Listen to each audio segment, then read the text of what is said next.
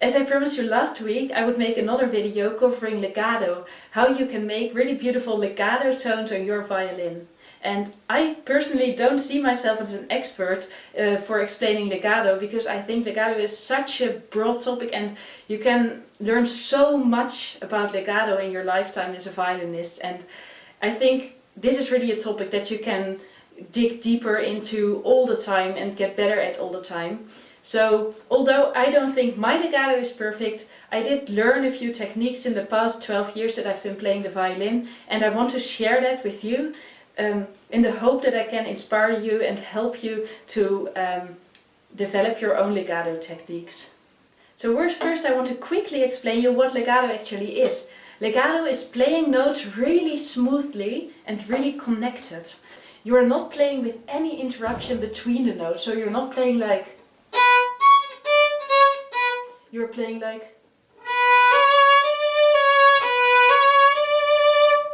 So that is what legato sounds like. The easiest way to play legato on the violin is to play multiple notes on one bow stroke. So instead of playing one note on a down bow and the second note on an up bow, you're playing both notes under the same bow stroke. So this is what I would advise you to do in general as a beginning violinist if you want to get a legato sound. But sometimes it is just not possible to bind the notes, or maybe it doesn't sound really well. Sometimes you want to separate the notes and at the same time you want to have this really smooth feeling. Like maybe in the song My Heart Will Go On that I uploaded this week, I had this, I don't want to play the notes like...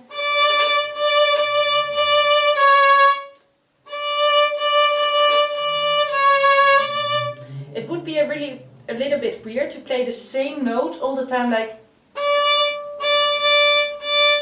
It is much more beautiful to play like this.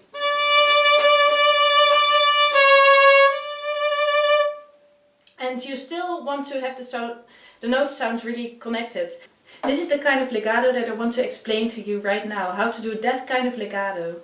And maybe a good way of explaining legato for me would be to imagine that you're sitting on a swing, and I think we all have been sitting on a swing in our childhood, and this swing is like going up and it's going down again and up and it's going back and forth. And you know, in this movement you have this point that you're up on the highest part of the swing, or like completely forth, like on the highest part of the swing on the other side of the swing.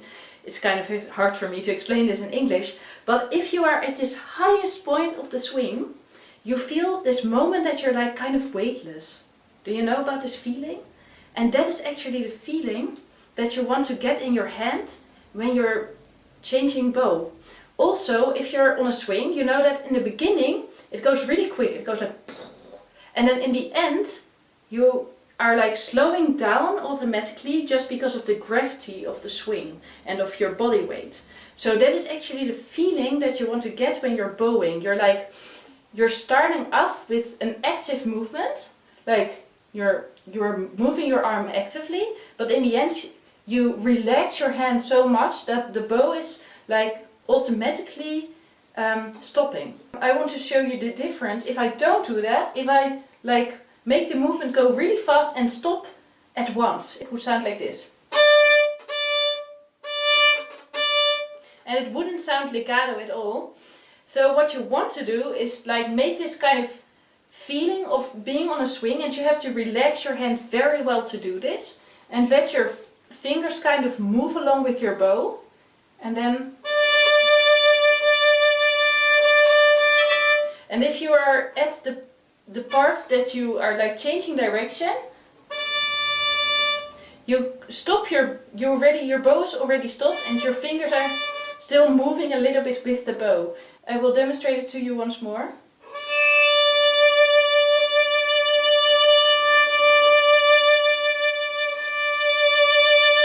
And I find that for me it is easier to play more beautiful legato if I really relax my hand a lot. So you might want to try that as well. And also I think there are a lot of other really interesting videos on YouTube about legato, so I would recommend you watching those as well and see what other violin teachers are saying. Just type into your search bar legato bowing and search for other videos about this, because I think this is an important topic, and I also think that you will learn a lot if you just hear the approaches of the different violin teachers, because everybody explains it in a little bit a different way, and there's just maybe one way that works for you and one way that just doesn't work that well for you. So I would encourage you to look up a lot of videos about this and try a lot of different techniques and see in which way your legato will sound the best. This was all I wanted to say about legato bowing today. I hope this video helps you in your journey to learning legato bowing, and I hope to see you next week for another violin tutorial.